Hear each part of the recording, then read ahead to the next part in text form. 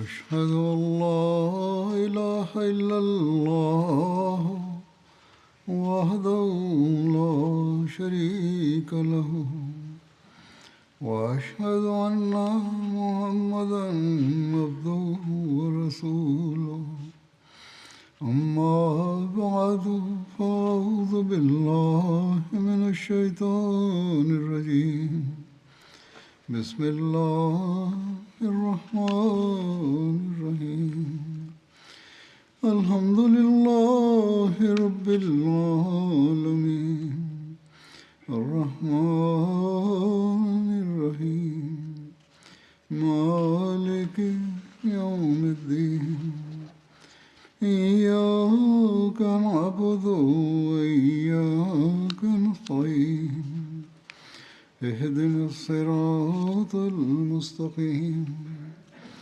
صراط الذين أنعمت عليهم غير المغضوب عليهم ولا الضالين.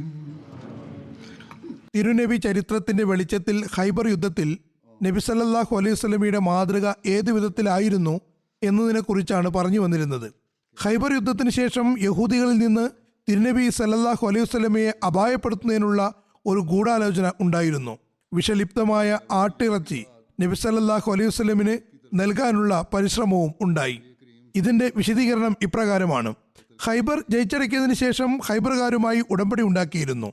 വളരെ ദയനീയ പരാജയം ഏറ്റുവാങ്ങിയതിനു ശേഷം ഉടമ്പടി അനുസരിച്ച് ഇവർ ഒരിക്കൽ കൂടി തിരുനബി സല്ലല്ലാഹു അലൈഹി വസല്ലമയുടെ കാരുണ്യത്തിനും വിധേയരാവുകയുണ്ടായി. അതായത് നബി സല്ലല്ലാഹു അലൈഹി വസല്ലം അവർക്ക് മാപ്പ് നൽകുക മാത്രമല്ല, ഖൈബറിൽ താമസിക്കുന്നതിനുള്ള അനുമതിയും നൽകി. ജനങ്ങൾ സമാധാനത്തിലായപ്പോൾ ഒരു ദിവസം യഹൂദി ഖൈബർ സൈന്യത്തിന്റെ സൈന്യാധിപനായ സലാം ബിൻ മിഷ്കമിന്റെ ഭാര്യ സൈനബ് ബിൻ ഹാരിസ് തിരുനബി സല്ലല്ലാഹു അലൈഹി വസല്ലമയുടെ സവിധത്തിൽ വറുത്ത ആട്ടിറച്ചി കൊണ്ടുവന്ന് ഇത് താങ്കൾക്ക് തന്റെ സമ്മാനമാണെന്ന് പറഞ്ഞു. ഈ ഗൂഢതന്ത്രത്തിൽ ഈ സ്ത്രീ മാത്രമായിരുന്നില്ല, മറിച്ച് യഹൂദികളിലെ മറ്റു ചില ആളുകളും കൂടി ഉണ്ടായിരുന്നുവെന്ന് ചില സ്ഥലങ്ങളിൽ കാണുന്നുണ്ട്. തിരുനബി സല്ലല്ലാഹു അലൈഹി വസല്ലമയുടെ കൽപ്പന പ്രകാരം പ്രസ്തുത സമ്മാനം നബി സല്ലല്ലാഹു അലൈഹി വസല്ലമയുടെ മുന്നിൽ വെക്കുകയുണ്ടായി. അവിടെ കുറച്ച് സഹാബാക്കളും ഉണ്ടായിരുന്നു. അവരിൽ ബിഷർ ബിൻ ബറാഉം സന്നിധനായിരുന്നു.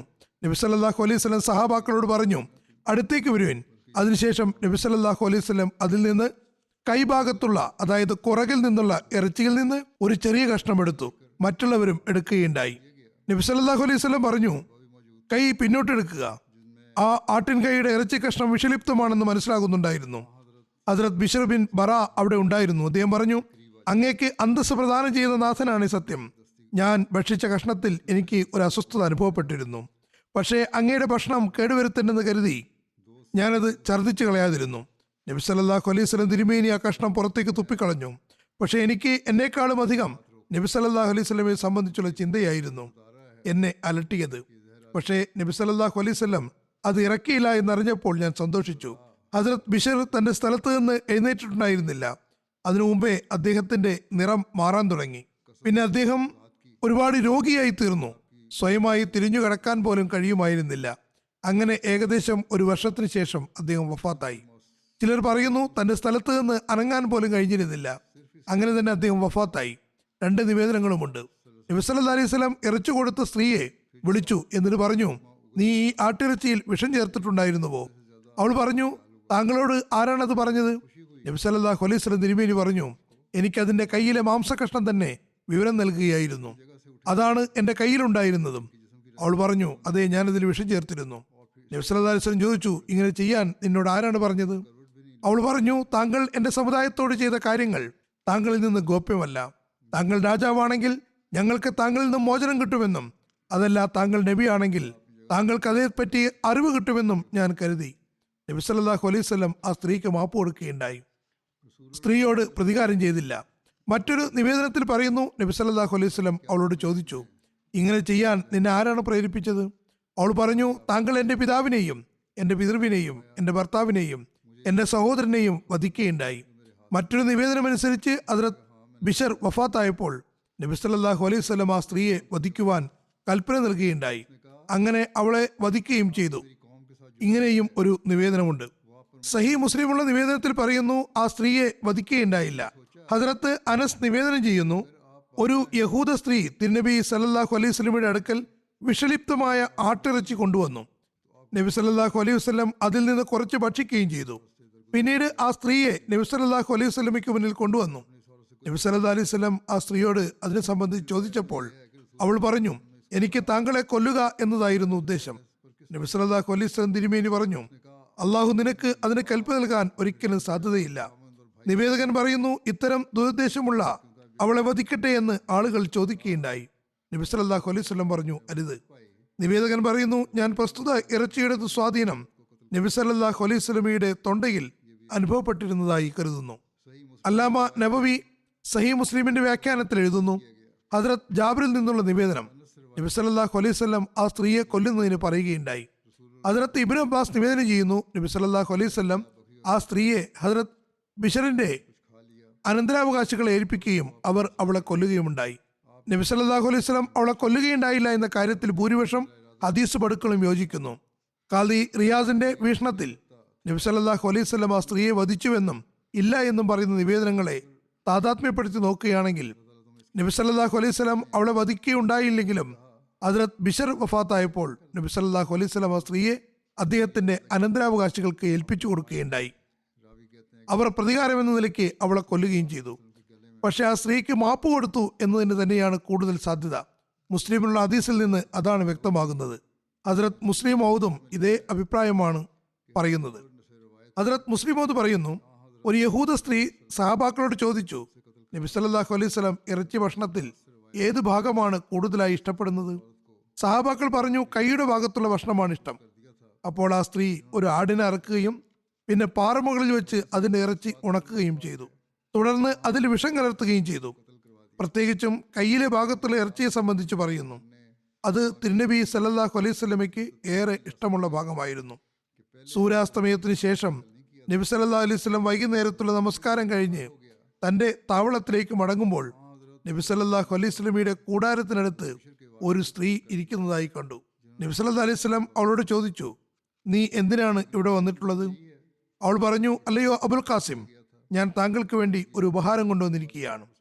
നബി സല്ലല്ലാഹു അലൈഹി വസല്ലം ഒരു സഹാബിയോട് അവൾ തരുന്ന സാധനം വാങ്ങിവെക്കുവാൻ പറയുകയുണ്ടായി. അതിനുശേഷം നബി സല്ലല്ലാഹു അലൈഹി വസല്ലം ഭക്ഷണത്തിനിരുന്നു. അതിൽ ആ സ്ത്രീ കൊണ്ടുവന്ന പൊരിച്ച ഇറച്ചിയും വെച്ചിട്ടുണ്ടായിരുന്നു. തിരുനബി സല്ലല്ലാഹു അലൈഹി വസല്ലം അതിൽ നിന്ന് ഒരു കഷ്ണം ഭക്ഷിച്ചു. നബി സല്ലല്ലാഹു അലൈഹി വസല്ലമയുടെ ഒരു സഹാബിയായ ഹദ്രത്ത് ബഷീർ ബിൻ ബറായും അതിൽ നിന്ന് ഭക്ഷിക്കുകയുണ്ടായി. ഇവിടെ സഹാബിയുടെ പേര് ബഷീർ എന്നതിന് പകരം ബിഷർ എന്നാണ് വേണ്ടിയിരുന്നത് എന്ന് തോന്നുന്നു. ഇതിനിടയിൽ മറ്റ് സഹാബാക്കളും ഭക്ഷിക്കുന്നതിന് വേണ്ടി കൈ നീട്ടുകയുണ്ടായി. അപ്പോൾ നബി സല്ലല്ലാഹു അലൈഹി വസല്ലം പറഞ്ഞു, ഭക്ഷിക്കരുത്.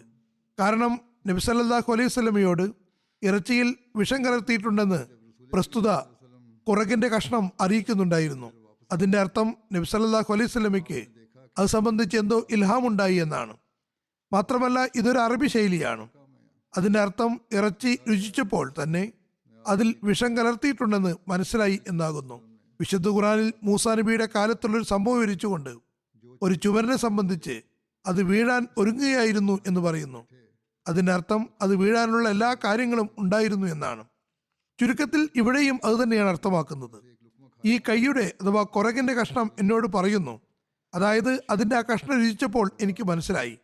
അങ്ങനെ അടുത്ത വാക്കുകൾ ഈ അർത്ഥത്തെ കൂടുതൽ സാധൂകരിക്കുന്നു. അപ്പോൾ ബിഷർ പറഞ്ഞു, അങ്ങേക്ക് അന്തസ്സ് നൽകിയവനായ നാഥനാണ് സത്യം. എനിക്കും ഈ കഷ്ണത്തിൽ വിഷമുള്ളതായി തോന്നിയിരുന്നു. എന്റെ മനസ്സ് അത് തുപ്പിക്കളയണമെന്ന് ആഗ്രഹിക്കുകയുണ്ടായി. പക്ഷെ അങ്ങനെ ചെയ്യുകയാണെങ്കിൽ അങ്ങേക്ക് അത് അസ്വസ്ഥതയുണ്ടാക്കുമെന്നും അങ്ങയുടെ ഭക്ഷണത്തെ ഞാൻ കേടുവരുത്തുകയാണെന്ന് ഞാൻ കരുതി. ആ കഷ്ണം ഇറക്കിയപ്പോൾ ഞാനും അങ്ങയെ പിൻപറ്റിക്കൊണ്ട് അത് ഇറക്കുകയുണ്ടായി. പക്ഷെ എന്റെ മനസ്സ് എന്നോട് പറഞ്ഞുകൊണ്ടിരുന്നതിനാൽ അതിൽ വിഷമുണ്ടോ എന്ന് എനിക്ക് സംശയമുണ്ടായിരുന്നു. അതുകൊണ്ട് അങ്ങ് അത് ഇറക്കരുത് എന്നതായിരുന്നു എന്റെ ആഗ്രഹം. ഹദ്രത്ത് മുസ്ലിം മൗദ് ഇറച്ചി ഭക്ഷണം ഇറക്കിയത് സംബന്ധിച്ച് പറയുന്നു, മറ്റ് നിവേദനങ്ങളിൽ ഭക്ഷിച്ചിരുന്നില്ല എന്നും പുറത്തേക്ക് എടുത്തിരുന്നു എന്നും പറയുന്നു.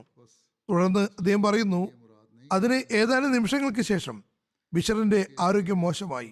ചില നിവേദനങ്ങളിൽ പറയുന്നു അദ്ദേഹം അവിടെ ഖൈബറിൽ തന്നെ മരണപ്പെടുകയുണ്ടായി. മറ്റു ചില നിവേദനങ്ങൾ അനുസരിച്ച് അതിനുശേഷം കുറച്ചു കാലം അദ്ദേഹം രോഗിയായി തുടർന്നു. പിന്നീടാണ് മരണപ്പെട്ടത്. നബി സല്ലല്ലാഹു അലൈഹി വസല്ലം അതിൽ നിന്ന് കുറച്ച് ഇറച്ചി ഒരു നായക്ക് മുന്നിലേക്ക് ഇടുകയുണ്ടായി. അത് തിന്നപ്പോൾ ആ നായ ചത്തുപോവുകയും ചെയ്തു. തുടർന്ന് നബി സല്ലല്ലാഹു അലൈഹി വസല്ലം ആ സ്ത്രീയെ വിളിച്ചു വരുത്തി ചോദിച്ചു, നീ ഈ ആട്ടിറച്ചിയിൽ വിഷം കലർത്തിയിട്ടുണ്ടായിരുന്നുവോ? അവൾ പറഞ്ഞു, താങ്കളോട് ആരാണത് പറഞ്ഞത്? ആ സമയത്ത് നബി സല്ലല്ലാഹു അലൈഹി വസല്ലമയുടെ കയ്യിൽ പ്രസ്തുത ആടിൻ കുറകിന്റെ കഷ്ണം ഉണ്ടായിരുന്നു. നബി സല്ലല്ലാഹു അലൈഹി വസല്ലം പറഞ്ഞു, ഈ കുറക് അഥവാ കയ്യിലെ കഷ്ണമാണ് പറഞ്ഞത്. അപ്പോൾ ആ സ്ത്രീ പ്രസ്തുത രഹസ്യം വെളിപ്പെട്ടു എന്ന് മനസ്സിലാക്കുകയും താൻ അതിൽ വിഷം ചേർത്തിരുന്നു എന്ന് സമ്മതിക്കുകയും ചെയ്തു. അപ്പോൾ നബി സല്ലല്ലാഹു അലൈഹി വസല്ലം അവളോട് ചോദിച്ചു, ഇത്തരത്തിൽ മോശമായ കാര്യം ചെയ്യാൻ നിന്നെ ആരാണ് പ്രേരിപ്പിച്ചത്? അവൾ പറഞ്ഞു, താങ്കളുമായി എൻ്റെ സമുദായത്തിന്റെ യുദ്ധമുണ്ടായി, എൻ്റെ കുടുംബക്കാർ കൊല്ലപ്പെട്ടു. അപ്പോൾ ഞാൻ അദ്ദേഹത്തിന് വിഷം കൊടുക്കാമെന്ന് ചിന്തിച്ചു. ഇത് മാനുഷികമായ ഇടപാടാണെങ്കിൽ, അതായത് തിരുനബി സല്ലല്ലാഹു അലൈഹി വസല്ലം ചെയ്തുകൊണ്ടിരിക്കുന്ന ഈ പ്രവർത്തനം മനുഷ്യകൃതമായ വ്യാപാരമാണെങ്കിൽ ഞങ്ങൾക്ക് അതിൽ നിന്ന് രക്ഷ കിട്ടുന്നതാണ്. ഇനി അതല്ല, ഇദ്ദേഹം ശരിയായ പ്രവാചകനാണെങ്കിൽ ദൈവം അദ്ദേഹത്തെ രക്ഷിക്കുന്നതുമാണ്. നബി സല്ലല്ലാഹു അലൈഹി വസല്ലം അവളുടെ വാക്കുകൾ കേട്ടപ്പോൾ അവൾക്ക് മാപ്പ് കൊടുത്തു. അവൾ തീർച്ചയായും വധാർഹയായിരുന്നുവെങ്കിലും വധിക്കുന്നത് ഒഴിവാക്കുകയുണ്ടായി. ഇതാണ് ഹദ്റത്ത് മുസ്ലിം മൗദിന്റെ വീക്ഷണം. മറ്റൊരു സംഗതി, നബി സല്ലല്ലാഹു അലൈഹി വസല്ലമയുടെ വഫാത്ത് ഈ വിഷം കാരണമാണ് ഉണ്ടായത് എന്ന് പറയപ്പെടുന്നു. ഇത് ശരിയാണോ? സഹി ബുഖാരിയിൽ ഹദ്റത്ത് ആയിഷയുടെ നിവേദനത്തിൽ പറയുന്നു, നബി സല്ലല്ലാഹു അലൈഹി വസല്ലം തന്റെ വഫാത്ത് വേളയിൽ പറയുകയുണ്ടായി, അല്ലയോ ആയിഷ, ഖൈബറിൽ ഞാൻ ഭക്ഷിച്ച ഭക്ഷണത്തിന്റെ പ്രയാസം ഇപ്പോഴും എനിക്ക് അനുഭവപ്പെടുന്നു. ഇപ്പോഴും ആ വിഷം കാരണം എന്റെ ഞരമ്പുകളൊക്കെ മുറിഞ്ഞു പോകുന്നത് പോലെ എനിക്ക് തോന്നുന്നു. ഈ ഹദീസിനെ ആധാരമാക്കി ചില മുസ്ലിം വ്യാഖ്യാതാക്കളും ഹദീസ് പടുക്കളും തിരുനബി സല്ലല്ലാഹു അലൈഹി വസല്ലമയുടെ മരണം ഖൈബറിന്റെ അവസരത്തിൽ ഭക്ഷിച്ച വിഷലിപ്തമായ ഇറച്ചി കഷ്ണം മൂലമാണ് ഉണ്ടായതെന്ന് പറയുന്നു. അങ്ങനെ ഈ മരണത്തെ ഷഹാദത്താണെന്ന് വ്യാഖ്യാനിക്കുകയും ചെയ്യുന്നു. മാത്രമല്ല, തിരുനബി ഷഹീദെ ആസം, മഹാനായ ഷഹീദാണെന്നും പറയുന്നു. വാസ്തവത്തിൽ നബി സല്ലല്ലാഹു അലൈഹി വസല്ലമയ്ക്ക് ഇങ്ങനെ ഒരു ഔപചാരികതയുടെ ആവശ്യമില്ലായിരുന്നു. നബി സല്ലല്ലാഹു അലൈഹി വസല്ലം ഈ സ്ഥാനവും പദവിയുമുള്ള ആൾ തന്നെയാണ്. അദ്ദേഹം ഷഹീദും സിദ്ദീഖുമായിരുന്നു. മറിച്ച് അവധാനതയോടെ ചിന്തിക്കുകയാണെങ്കിൽ ഇങ്ങനെ പറയുന്നത് ശത്രുക്കൾക്ക് ചിരിക്കാൻ വക നൽകുന്നതിന് തുല്യമാണ്. യഹൂദികൾ വിഷം കൊടുത്തത് അദ്ദേഹം സത്യപ്രവാചകനാണെങ്കിൽ പ്രസ്തുത വിഷത്തിൽ നിന്ന് രക്ഷപ്പെടുമെന്ന് കരുതിക്കൊണ്ടായിരുന്നു. നബി സല്ലല്ലാഹു അലൈഹി വസല്ലം രക്ഷപ്പെട്ടപ്പോൾ അവർ നബി സല്ലല്ലാഹു അലൈഹി വസല്ലം അള്ളാഹുവിൽ നിന്നുള്ള സത്യപ്രവാചകൻ തന്നെയാണെന്ന് മനസ്സിലാക്കി. അത് അവരുടെ വീക്ഷണത്തിൽ ഒരു അത്ഭുതമായി നിലകൊണ്ടു. പക്ഷേ ചില ശുദ്ധഗതിക്കാരായ ആളുകൾ ഈ വിഷം കാരണമാണ് നബി സല്ലല്ലാഹു അലൈഹി വസല്ലമയുടെ മരണം സംഭവിച്ചത് എന്ന് അംഗീകരിച്ചു കൊടുക്കുകയാണ് ചെയ്യുന്നത്. വാസ്തവത്തിൽ തിരുനബി സല്ലല്ലാഹു അലൈഹി വസല്ലമയുടെ മരണം ഒരിക്കലും തന്നെ ഈ വിഷം കൊണ്ടായിരുന്നില്ല. നബി സല്ലല്ലാഹു അലൈഹി വസല്ലം ഒരു പ്രയാസഘട്ടത്തിൽ പറഞ്ഞ കാര്യമാണത്. എന്തെങ്കിലും ശാരീരിക ബുദ്ധിമുട്ടുകൾ ഉണ്ടാകുമ്പോൾ, അതല്ലെങ്കിൽ പരിക്കോ രോഗമോ ഉണ്ടാകുമ്പോൾ, ചില സന്ദർഭങ്ങളിൽ പ്രത്യേക കാലാവസ്ഥയിൽ ഒക്കെ ഇങ്ങനെ വെളിപ്പെടാറുണ്ട്. ഇതിന്റെ വിശദാംശങ്ങളിലേക്ക് പോവുകയാണെങ്കിൽ നമുക്ക് കാണാൻ കഴിയുന്നത് തിരുനബി സല്ലല്ലാഹു അലൈഹി വസല്ലം പ്രസ്തുത ഇറച്ചി കഷ്ണം വായിലിട്ടെങ്കിലും അത് ഇറക്കുകയുണ്ടായില്ല എന്നതാണ്. അത് വായിൽ ഇട്ടത് കാരണം തൊണ്ടയിലും മറ്റും മുറിവുണ്ടായി. ചിലപ്പോൾ ഭക്ഷണം കഴിക്കുമ്പോൾ പ്രയാസം തോന്നിയിട്ടുണ്ടാകാം. ഈ പ്രയാസത്തെപ്പറ്റി നബി സല്ലല്ലാഹു അലൈഹി വസല്ലം തന്റെ അവസാന രോഗാവസ്ഥയിലും പറഞ്ഞതായിരിക്കാം. ഖൈബർ യുദ്ധത്തിന്റെ വിവരണത്തിൽ ഹദ്റത്ത് സഫിയയുടെ വിവാഹത്തെക്കുറിച്ചുള്ള പരാമർശവുമുണ്ട്. അതിന്റെ വിശദീകരണത്തിൽ എഴുതുന്നു, ഖൈബറിലെ നലാർ എന്ന കോട്ട കീഴടക്കുകയും അവിടെ ഉണ്ടായിരുന്ന ആളുകളെ ബന്ദികളാക്കുകയും ചെയ്തു. പ്രസ്തുത ബന്ദികളിൽ ഹദ്റത്ത് സഫിയയും അവരുടെ പിതൃവ്യപുത്രനും മറ്റ് സ്ത്രീകളും ഉണ്ടായിരുന്നു. ചില പുസ്തകങ്ങളിൽ നദാർ എന്നതിന് പകരം കമൂസ് കോട്ടയുടെ പേരാണ് വന്നിട്ടുള്ളത്. ഹദ്റത്ത് സഫിയ നിവേദനം ചെയ്യുന്നു, നബി സല്ലല്ലാഹു അലൈഹി വസല്ലം കത്തീബിയ കോട്ടകളിൽ എത്തുന്നതിന് മുമ്പ് തന്നെ നദാർ കോട്ടയിലുള്ളവരെ ബന്ദികളാക്കിയിരുന്നു. കിനാനിയുടെ അഭിപ്രായത്തിൽ നദാർ കോട്ട കൂടുതൽ ഭദ്രമായിരുന്നു. അതുകൊണ്ടാണ് യഹൂദികൾ സ്ത്രീകളെയും കുട്ടികളെയും ഈ കോട്ടയിലേക്ക് മാറ്റിയത്. ഹദ്റത്ത് സഫിയ തിരുനബി സല്ലല്ലാഹു അലൈഹി വസല്ലമയുടെ പങ്കിലാണ് വന്നത്. നബി സല്ലല്ലാഹു അലൈഹി വസല്ലം അവരെ വിവാഹം കഴിച്ചു. വിശദീകരണത്തിൽ പറയുന്നു, ഖൈബറിൽ ബന്ദികളെ ഒരുമിച്ച് കൂട്ടിയപ്പോൾ ഹദ്റത്ത് ദഹിയ വന്ന് പറഞ്ഞു, യാ റസൂലല്ലാഹ്, എനിക്ക് ബന്ദികളിലെ ഒരു സ്ത്രീയെ തന്നാലും. നബി സല്ലല്ലാഹു അലൈഹി വസല്ലം പറഞ്ഞു, പോയി ഒരു സ്ത്രീയെ എടുത്തുകൊള്ളുക. അദ്ദേഹം ഹുയൈബിൻ അഖ്തബിന്റെ മകൾ സഫിയയാണ് എടുത്തത്. അപ്പോൾ ഒരാൾ നബി സല്ലല്ലാഹു അലൈഹി വസല്ലമിന്റെ അടുക്കലെത്തി പറഞ്ഞു, അല്ലയോ അള്ളാഹുവിന്റെ ദൂതരെ, അങ്ങ് ഹുയൈന്റെ മകളെ കൊടുത്തിരിക്കുകയാണോ? അവൾ ബനു ഖുറൈസയുടെയും ബനു നസീറിന്റെയും രാജകുമാരിയാകുന്നു. അവൾക്ക് താങ്കളല്ലാതെ മറ്റാരും യോജിച്ചതായിട്ടില്ല. നബി സല്ലല്ലാഹു അലൈഹി വസല്ലം തിരുമേനി പറഞ്ഞു, അദ്ദേഹത്തോട് അവരെയും കൂട്ടി വരാൻ പറയുക. അങ്ങനെ അദ്ദേഹം ആ സ്ത്രീയെയും കൂട്ടിയെത്തി. നബി സല്ലല്ലാഹു അലൈഹി വസല്ലം പറഞ്ഞു, ബന്ദികളിൽ ഇവരെ അല്ലാതെ മറ്റേതെങ്കിലും സ്ത്രീയെ നീ എടുത്തുകൊള്ളുക. ഹദ്രത്ത് അനസ് പറയുന്നു, നബി സല്ലല്ലാഹു അലൈഹി വസല്ലം തിരുമേനി അവരെ സ്വതന്ത്രയാക്കി. മുസ്നദ് അഹ്മദ് ബിൻ ഹംബലിൽ പറയുന്നു, നബി സല്ലല്ലാഹു അലൈഹി വസല്ലം തിരുമേനി ഹദ്രത്ത് സഫിയോട് പറഞ്ഞു, ഞാൻ നിന്നെ സ്വതന്ത്രയാക്കുകയാണ്. താല്പര്യപ്പെടുന്നുവെങ്കിൽ ഞാനുമായി വിവാഹം കഴിക്കാം. അതല്ല തന്റെ ഗോത്രത്തിലേക്ക് തിരിച്ചു പോകണമെങ്കിൽ അങ്ങനെയുമാകാം. എന്താണോ നിന്റെ ഇഷ്ടം പോലെ അത് ചെയ്യാവുന്നതാണ്. അപ്പോൾ അവൾ സ്വതന്ത്രയാകുന്നതും നബി സല്ലല്ലാഹു അലൈഹി വസല്ലമയുമായി വിവാഹം കഴിക്കുന്നതുമാണ് താല്പര്യപ്പെട്ടത്. ഒരു നിവേദനത്തിന്റെ അടിസ്ഥാനത്തിൽ അവർ ഇസ്ലാം സ്വീകരിക്കാൻ ക്ഷണിച്ചു. അങ്ങനെ അവർ ഇസ്ലാം സ്വീകരിച്ചു. ചില നിവേദനങ്ങളിൽ പറയുന്നു, നബി സല്ലല്ലാഹു അലൈഹി വസല്ലം ദഹിയോട് പറഞ്ഞു, നീ പോയി മറ്റേതെങ്കിലും ബന്ധിയായ സ്ത്രീയെ എടുത്തുകൊള്ളുക. ഒരു നിവേദനമനുസരിച്ച് സഫിയുടെ പിതൃവിന്റെ മകളെ, അതല്ല കിനാന ബിൻ റബീന്റെ സഹോദരിയെ എടുത്തുകൊള്ളുക എന്നും കാണുന്നുണ്ട്. ചില നിവേദനങ്ങളുടെ അടിസ്ഥാനത്തിൽ ബന്ദികളായ 7 സ്ത്രീകളെ നൽകുകയുണ്ടായി എന്നും പറയുന്നു. നബി സല്ലല്ലാഹു അലൈഹി വസല്ലം സഫിയയെ ഹദ്രത്ത് ഉമ്മു സൽമയുടെ അടുത്തേക്ക് പറഞ്ഞയച്ചു. ഖൈബറിലെ എല്ലാ തിരക്കുകളും അവസാനിച്ചതിന് ശേഷം നബി സല്ലല്ലാഹു അലൈഹി വസല്ലം ഖൈബറിൽ നിന്ന് പുറപ്പെട്ടു. പിന്നെ 6 മൈൽ അപ്പുറത്ത് നബി സല്ലല്ലാഹു അലൈഹി വസല്ലം താവളമടിച്ചു. അവരെ വിവാഹം കഴിക്കാൻ ആഗ്രഹിച്ചു. പക്ഷേ ഹദ്രത്ത് സഫിയയുടെ ആഗ്രഹപ്രകാരം യാത്ര തുടർന്നു. ഖൈബറിൽ നിന്ന് ഏകദേശം 12 മൈൽ ദൂരെ സഹബ എന്ന സ്ഥലത്ത് താവളമടിച്ചു. ഹദ്രത്ത് ഉമ്മേ സുലൈം വധുവിനെ തയ്യാറാക്കി. നബി സല്ലല്ലാഹു അലൈഹി വസല്ലം സഫിയയോട് ആദ്യം പറഞ്ഞ സ്ഥലത്ത് താവളമടിക്കുന്നത് എന്തുകൊണ്ടാണ് തടഞ്ഞതെന്ന് ചോദിച്ചപ്പോൾ അവർ നൽകിയ മറുപടിയിൽ നബി സല്ലല്ലാഹു അലൈഹി വസല്ലമിന്റെ ഉന്നത ധാർമ്മിക അവസ്ഥ എത്രത്തോളം സഫിയയുടെ മനസ്സിനെ വിപുലീകരിച്ചിട്ടുണ്ടായിരുന്നു എന്ന് മനസ്സിലാക്കാം. ഒരു യഹൂദി നേതാവിന്റെ മകൾ, അവളുടെ പിതാവ് ഖന്തക് യുദ്ധത്തിന് ശേഷം മുസ്ലിങ്ങളുടെ കൈകളാൽ വധിക്കപ്പെട്ടിട്ടുണ്ടായിരുന്നു. അവളുടെ ഭർത്താവും ഏതാനും ദിവസം മുമ്പാണ് കൊല്ലപ്പെട്ടത്. വിവാഹത്തിന് 2 മാസമേ ആയിട്ടുണ്ടായിരുന്നുള്ളൂ. അവളുടെ പിതൃവിനും കൊല്ലപ്പെട്ടിരുന്നു. വേറെയും ഒരുപാട് ബന്ധുക്കൾ കൊല്ലപ്പെടുകയുണ്ടായി. അവർ സ്വയം വിവരിക്കുന്നു, എന്റെ ഹൃദയത്തിൽ തിരുനബി സല്ലല്ലാഹു അലൈഹി വസല്ലം സംബന്ധിച്ച് വളരെ കഠിനമായ വെറുപ്പുണ്ടായിരുന്നു. പക്ഷേ തിരുനബി സല്ലല്ലാഹു അലൈഹി വസല്ലമയെ ഞാൻ ആദ്യമായി കണ്ടുമുട്ടിയപ്പോൾ വളരെ സ്നേഹത്തോടെയും വാത്സല്യത്തോടെയുമാണ് എന്നോട് പെരുമാറിയത്. എന്നോട് കൂടെ കൂടെ നിരപരാധിത്വം പറഞ്ഞുകൊണ്ടിരുന്നു. അല്ലയോ സഫിയ, നിന്റെ പിതാവ് അറേബ്യ മുഴുവനും ഞങ്ങൾക്കെതിരെ തയ്യാറാക്കുകയുണ്ടായി. അദ്ദേഹം അങ്ങനെ ചെയ്തു, ഇങ്ങനെ ചെയ്തു എന്നെല്ലാം പറഞ്ഞു. അവസാനം ഞങ്ങൾക്ക് സ്വയം പ്രതിരോധത്തിന് വേണ്ടി ഖൈബറിൽ വരേണ്ടി വന്നു. അതിൽ സഫിയ പറയുന്നു, നബി സല്ലല്ലാഹു അലൈഹി വസല്ലം വളരെയേറെ സ്നേഹവാത്സല്യത്തോടെ ഈ കാര്യങ്ങൾ എന്നോട് പറഞ്ഞുകൊണ്ടിരുന്നു. എത്രത്തോളം എന്നാൽ എൻ്റെ മനസ്സ് നബി സല്ലല്ലാഹു അലൈഹി വസല്ലമയെ സംബന്ധിച്ചിടത്തോളം പൂർണ്ണമായും ശുദ്ധീകരിക്കപ്പെട്ടു. സദസ്സിൽ നിന്ന് എഴുന്നേൽക്കുമ്പോൾ തന്നെ നബി സല്ലല്ലാഹു അലൈഹി വസല്ലമയെക്കാളും എനിക്ക് ഇഷ്ടമുള്ള മറ്റാരുമില്ലായിരുന്നു. അങ്ങനെ ഖൈബറിൽ നിന്ന് തിരിച്ചുള്ള യാത്ര തുടങ്ങിയപ്പോൾ നബി സല്ലല്ലാഹു അലൈഹി വസല്ലമയുടെ സൽപെരുമാറ്റത്തിന്റെ അവസ്ഥ എന്തായിരുന്നു എന്നാൽ, യാത്ര പുറപ്പെട്ടപ്പോൾ യാത്രാവാഹനത്തിലിരിക്കുന്നതിന് വേണ്ടി തന്റെ പുതപ്പ് മടക്കി വെച്ചു കൊടുക്കുകയുണ്ടായി. പിന്നെ തന്റെ കാൽമുട്ട് നിലത്ത് വെക്കുകയും അതിന്മേൽ സഫിയ തന്റെ കാൽ ചവിട്ടി ഒട്ടകത്തിന്റെ പുറത്തേക്ക് കയറുകയും ചെയ്തു. വഴിയിൽ ഹദ്റത്ത് സഫിയയ്ക്ക് ഉറക്കം വന്നപ്പോൾ ശിരസ് പല്ലക്കിൽ ഇടിക്കുന്നുണ്ടായിരുന്നു. അപ്പോൾ നബി സല്ലല്ലാഹു അലൈഹി വസല്ലം തന്റെ പരിശുദ്ധ കരങ്ങൾ വെച്ചുകൊണ്ട് ശിരസിനെ പരുക്കുപറ്റാതിരിക്കാൻ താങ്ങിപ്പിടിക്കുകയുണ്ടായി. കാരണം സഫിയ പരിശുദ്ധ പത്നിമാരിൽ ഉൾപ്പെട്ടിട്ടുണ്ടായിരുന്നു. അതുകൊണ്ട് നബി സല്ലല്ലാഹു അലൈഹി വസല്ലം ഖൈബറിൽ നിന്ന് തിരിച്ചു വരുമ്പോൾ അവരെ തന്റെ പിന്നിൽ ഒട്ടകപ്പുറത്തിരുത്തുകയുണ്ടായി. പർദ്ദയ്ക്ക് വേണ്ടി വിരിപ്പിടുകയും ചെയ്തു. അതായത് ഇത് ബന്ദിയായ അടിമ സ്ത്രീ അല്ലെന്നും ഭാര്യയാണെന്നും വ്യക്തമാക്കുകയായിരുന്നു. ഏതായാലും 6 മൈൽ കഴിഞ്ഞ് നിൽക്കാത്തതിന് അവർ പറഞ്ഞ കാരണത്തിന്റെ വിശദീകരണം ഇപ്രകാരമാണ്.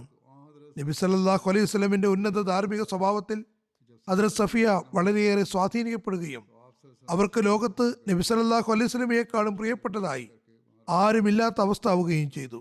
അങ്ങനെ സഫിയ നബി സല്ലല്ലാഹു അലൈഹി വസല്ലമിന് മറുപടി നൽകിക്കൊണ്ട് പറഞ്ഞു, അങ്ങ് ഖൈബറിന്റെ വളരെ അടുത്താണ് താവളം ആഗ്രഹിച്ചിരുന്നത്. പക്ഷേ എൻ്റെ സമുദായത്തിലെ ആളുകൾ അങ്ങേക്ക് വല്ല നഷ്ടവും വരുത്താൻ ശ്രമിക്കുമോ എന്ന് എനിക്ക് ആശങ്കയുണ്ടായിരുന്നു. അതുകൊണ്ട് ഖൈബറിൽ നിന്ന് കുറച്ചുകൂടി ദൂരെ പോയി തങ്ങാം എന്നാണ് ഞാൻ കരുതിയത്. യഹൂദികളുടെ ആസൂത്രണങ്ങളെയും അവരുടെ ഭയാനകമായ നീക്കങ്ങളെയും സംബന്ധിച്ച് സഹാബാക്കളും നല്ലപോലെ ബോധ്യമുള്ളവരായിരുന്നു. സൈനബ് എന്നു പേരുള്ള ഒരു സ്ത്രീ വിഷലിപ്തമായ ഭക്ഷണം മുഖേന തിരുനബി സല്ലല്ലാഹു അലൈഹി വസല്ലമയെ അപായപ്പെടുത്താൻ പദ്ധതി ചെയ്തിട്ട് ഏതാനും ദിവസമേ ആയിട്ടുണ്ടായിരുന്നുള്ളൂ. അതുകൊണ്ട് തിരുനബി സല്ലല്ലാഹു അലൈഹി വസല്ലമയുടെ ജീവത്യാഗ സന്നദ്ധരായ സഹാബാക്കൾ ഒരു നിമിഷത്തേക്ക് പോലും നബിയിൽ നിന്ന് അശ്രദ്ധയായിരിക്കാൻ ആഗ്രഹിച്ചില്ല. ഇവിടെ ഒരു സംഭവം വിവരിക്കുന്നു. രാത്രിയിൽ നബി സല്ലല്ലാഹു അലൈഹി വസല്ലമയ്ക്ക് കാവൽ നിന്നത് അബൂ അയ്യൂബായിരുന്നു. അദ്ദേഹത്തിന്റെ നിഷ്കളങ്കവും സ്നേഹാദരവുമായ പെരുമാറ്റം ഈ വിവാഹത്തിനിടയിലും കാണാൻ കഴിയുന്നുണ്ട്. രാത്രി കഴിഞ്ഞ് നബി സല്ലല്ലാഹു അലൈഹി വസല്ലം രാവിലെ തന്നെ കൂടാരത്തിന് പുറത്തു വന്നപ്പോൾ അബൂ അയ്യൂബ് അൻസാരി വാളുമെടുത്ത് കൂടാരത്തിന് പുറത്ത് ജാഗ്രതയോടെ നിൽക്കുന്നതാണ് കാണുന്നത്. നബി സല്ലല്ലാഹു അലൈഹി വസല്ലം അദ്ദേഹത്തോട് എന്താണ് കാര്യമെന്ന് തിരക്കിയപ്പോൾ അദ്ദേഹം പറഞ്ഞു, യാ റസൂലല്ലാഹ്, എനിക്ക് ഈ യഹൂദ നവമുസ്ലിം സ്ത്രീയെ പറ്റി, അതായത് ഹദ്റത്ത് സഫിയയെ പറ്റി ആശങ്കയുണ്ടായിരുന്നു. അവരുടെ പിതാവും ഭർത്താവും ആ സമുദായത്തിലെ മറ്റു പല ആളുകളും യുദ്ധത്തിൽ മരണപ്പെട്ടിരുന്നു. ഇവർ നവമുസ്ലിമാണ്. ഇവർ അങ്ങേക്ക് യാതൊരു അപകടവും വരുത്താതിരിക്കുന്നതിന് വേണ്ടിയാണ് ഞാൻ രാത്രി മുഴുവൻ വാളുമായി പുറത്ത് കാവൽ നിന്നത്. ഹദ്റത്ത് അയ്യൂബിന്റെ ഈ നിഷ്കളങ്കമായ സ്നേഹത്തിന് മറുപടിയിൽ നബി സല്ലല്ലാഹു അലൈഹി വസല്ലം അദ്ദേഹത്തിന് വേണ്ടി ഇങ്ങനെ ദുആ ചെയ്തു, അള്ളാഹുവേ, അദ്ദേഹം എന്നെ സംരക്ഷിച്ചുകൊണ്ട് രാത്രി കഴിച്ചു കൂട്ടിയതുപോലെ നീ അദ്ദേഹത്തെയും സംരക്ഷിക്കണമേ. അദ്ദേഹത്തിന്റെ പേര് ഖാലിദ് ബിൻ സെയ്ദ് എന്നായിരുന്നു. ഈ സഹാബി തന്നെയാണ് ഹിജ്റത്ത് വേളയിൽ നബി സല്ലല്ലാഹു അലൈഹി വസല്ലമയ്ക്ക് മാസങ്ങളോളം ആതിഥ്യം ഏകിയത്. ഹിജ്രി വർഷം 50 ഒരു യുദ്ധ നീക്കത്തിനിടയിൽ അദ്ദേഹം വഫാത്തായി. ഇസ്താംബൂളിലാണ് അദ്ദേഹത്തിന്റെ ഖബറുള്ളത്. ഏതായാലും അടുത്ത ദിവസം നബി സല്ലല്ലാഹു അലൈഹി വസല്ലം വലീമ സൽക്കാരത്തിനുള്ള ഏർപ്പാടുകൾ ചെയ്തു. ഈ വലീമ സൽക്കാരവും വളരെ കുലീനവും ലളിതവും ആയിരുന്നു. ഈന്തപ്പഴവും പനീറും നെയ്യും കൊണ്ടുണ്ടാക്കിയ ഈസ് എന്ന വിഭവം എല്ലാവർക്കും നൽകുകയുണ്ടായി. 3 ദിവസത്തെ താമസത്തിന് ശേഷം ഇവിടെ നിന്ന് പുറപ്പെട്ടു. ഹദ്റത്ത് സഫിയയെ സ്വതന്ത്രമാക്കിയത് അവരുടെ മഹറായി പ്രഖ്യാപിക്കുകയും ചെയ്തു. ഹദ്റത്ത് സഫിയയുടെ ഒരു സ്വപ്നത്തെക്കുറിച്ചും പരാമർശമുണ്ട്. ഈ വിവാഹം മുഖേന അതും പുലരുകയുണ്ടായി. നിവേദനത്തിൽ പറയുന്നു, നബി സല്ലല്ലാഹു അലൈഹി വസല്ലം സഫിയയുടെ കണ്ണിന് സമീപം നീല നിറം കണ്ടപ്പോൾ ചോദിച്ചു, ഈ അടയാളം എങ്ങനെയാണ് ഉണ്ടായത്? അപ്പോൾ അവർ പറഞ്ഞു, നബി സല്ലല്ലാഹു അലൈഹി വസല്ലം ഖൈബറിൽ വരുന്നതിന് ഏതാനും ദിവസം മുമ്പ് ചില നിവേദനമനുസരിച്ച് ഖൈബർ ഉപരോധത്തിന്റെ ദിവസങ്ങളിൽ ഞാനൊരു സ്വപ്നം കാണുകയുണ്ടായി. ചന്ദ്രൻ യസ്രിബിൽ നിന്ന് വന്നുകൊണ്ടിരിക്കുന്നു. അത് വന്ന് എന്റെ മടിയിൽ വീഴുകയുണ്ടായി. ഞാൻ ഈ സ്വപ്നം എന്റെ ഭർത്താവിന്റെ മാതാമഹനോട് പറഞ്ഞപ്പോൾ അദ്ദേഹം എന്റെ മുഖത്തോട് ശക്തമായി അടിക്കുകയുണ്ടായി. നീ യസ്രിബിലെ രാജാവിനെ, അതായത് മുഹമ്മദ് സല്ലല്ലാഹു അലൈഹി വസല്ലം വിവാഹം കഴിക്കാൻ സ്വപ്നം കണ്ടുകൊണ്ടിരിക്കുകയാണ് എന്ന് പറഞ്ഞു. ചില നിവേദനങ്ങളുടെ വെളിച്ചത്തിൽ ഈ സ്വപ്നം വളരെ പഴക്കമുള്ളതായിരുന്നു. അവരുടെ പിതാവാണ് മുഖത്തടിച്ചത് എന്നും പറയുന്നു. പക്ഷേ കൂടുതൽ ഗ്രന്ഥങ്ങളിലും അവരുടെ ഭർത്താവ് അടിച്ചു എന്നും കാണപ്പെടുന്നു. ഇതാണ് കൂടുതൽ ശരിയായി തോന്നുന്നത്. സഫിയുടെ പേര് സൈനബ് എന്നായിരുന്നു. പക്ഷേ സമരാർജിത സ്വത്തുക്കൾ വിഭജിക്കപ്പെടുന്നതിന് മുമ്പേ നബി സല്ലല്ലാഹു അലൈഹി വസല്ലം അവരെ സ്വതന്ത്രയാക്കിയിരുന്നു. അക്കാലത്തെ പൊതു തത്വമനുസരിച്ച് സമരാർജിത സ്വത്തുക്കൾ വിഭജിക്കപ്പെടുന്നതിന് മുമ്പേ നേതാവിനുള്ള പങ്ക് സഫിയ അഥവാ സഫാസ്തഫ എന്ന പേരിലാണ് അറിയപ്പെടുന്നത്. ഈ അടിസ്ഥാനത്തിൽ അവരുടെ പേര് സഫിയ എന്ന് പ്രസിദ്ധമായി. ഹദ്റത്ത് സഫിയ ഹിജ്റ വർഷം 50 ഹദ്റത്ത് അമീർ മുആവിയയുടെ കാലത്താണ് വഫാത്തായത്. ജന്നത്തുൽ ബക്കിയിൽ മറവടക്കപ്പെടുകയും ചെയ്തു. ഹദ്റത്ത് സഫിയയുടെ വിവാഹത്തെക്കുറിച്ചും പാശ്ചാത്യ വിമർശകർ തങ്ങളുടെ പതിവ് സ്വഭാവം അനുസരിച്ച് ചില ആക്ഷേപങ്ങൾ ഉന്നയിക്കുന്നുണ്ട്. അത് അവരുടെ വിവരക്കേടിന്റെയും പക്ഷപാതിത്വത്തിന്റെയും തെളിവാണ്. ഉദാഹരണമായി എൻസൈക്ലോപീഡിയ ബ്രിട്ടാനിക്ക അതിന്റെ 9ാമത്തെ എഡിഷനിൽ മുഹമ്മദിനിസം എന്നതിന് കീഴിൽ എഴുതുന്നു. അതിന്റെ തർജ്ജമ ഇപ്രകാരമാണ്: ഈ വിജയപ്രദമായ യുദ്ധനീക്കത്തിനൊടുവിൽ രാജാവിന്റെ മകളെ മുഹമ്മദ് സല്ലല്ലാഹു അലൈഹി വസല്ലം വിവാഹം കഴിച്ചു. സഫിയയ്ക്ക് അത്തരം ഒരു വ്യക്തിയുമായി യാതൊരു തരത്തിലുള്ള നീരസവും തോന്നിയില്ല. ഇത് പാശ്ചാത്യ ആളുകളാണ് എഴുതുന്നത്. അദ്ദേഹം അവരുടെ പിതാവ് ഹുയിനെയും ഭർത്താവ് കിനാനെയും കൊലപ്പെടുത്തിയതിന് കാരണക്കാരനായിരുന്നു. അവർ വളരെ പ്രതാപത്തോടു കൂടി പുതിയ രീതിയിലേക്ക് മാറുകയുണ്ടായി. ഇതിനേക്കാൾ ശ്ലാഘനീയം മറ്റൊരു യഹൂദ സ്ത്രീയായ സൈനബിന്റെ നടപടിയായിരുന്നു. അവൾ തന്റെ സമൂഹത്തിന്റെ ഘാതകനെ വിഷം കൊടുത്ത് കൊല്ലാൻ ശ്രമിക്കുകയുണ്ടായി. ഈ കുറ്റത്തിന് അവൾക്ക് തന്റെ ജീവൻ തന്നെ നൽകേണ്ടി വന്നു. ആ പദ്ധതി പൊളിയുകയും ചെയ്തു. പക്ഷേ നബി സല്ലല്ലാഹു അലൈഹി വസല്ലമിന് അവസാന രോഗാവസ്ഥയിലും പ്രസ്തുത വിഷത്തിന്റെ സ്വാധീനം അനുഭവപ്പെട്ടിരുന്നു എന്ന് പറയപ്പെടുന്നു.